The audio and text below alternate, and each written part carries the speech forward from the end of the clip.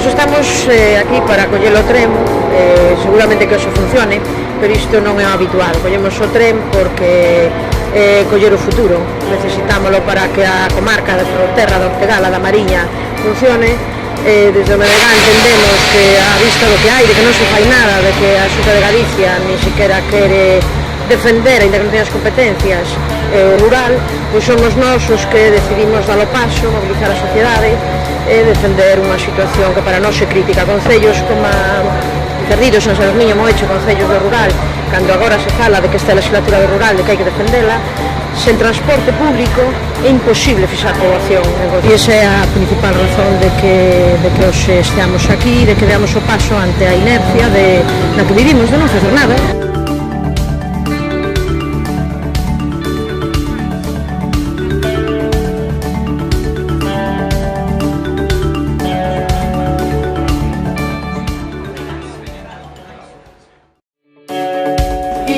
Un ano xusto que levamos nesta legislatura, porque xa se levaran as anteriores, pero nesta legislatura hai un ano xusto que presentamos no Parlamento daquela, conseguíramos un compromiso, un acordo unánime para que a Xunta de Galiza requerise, demandase ao Goberno do Estado español, que quen tenga competencia na xestión e no mantemento deste servizo ferroviario, conseguiramos un acordo unánime para requerir que para demandarlle ao Goberno español maior investimento. Meses máis tarde, iso foi en marzo de 2017, no mes de setembro non houve ningún tipo de cambio. No mes de setembro de 2017 volvimos levar outra iniciativa e aí o Partido Popular xa votou en contra.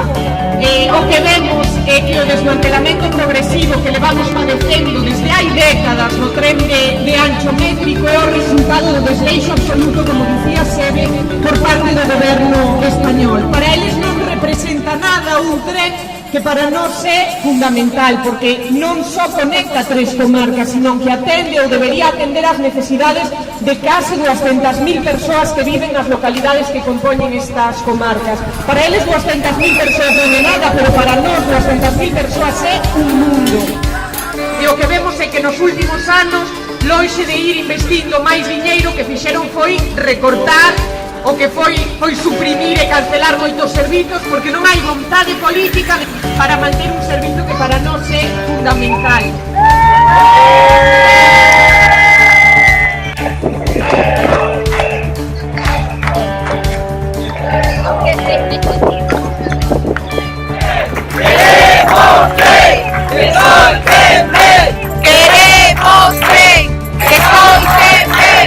Como dicía Sebe, este é un exemplo dun deseño de ferrocarril concibido desde fora, non desde dentro, non para conectarnos territorialmente a nos, non para vertebrar o noso país, sino simplemente para que pouquiño a pouco vaya esmorecendo por falta de investimento, por falta de persoal. Desde o BNG imos volver levar ao Parlamento esta cuestión e non imos parar de reivindicar e defender un servizo que é absolutamente necesario e absolutamente fundamental.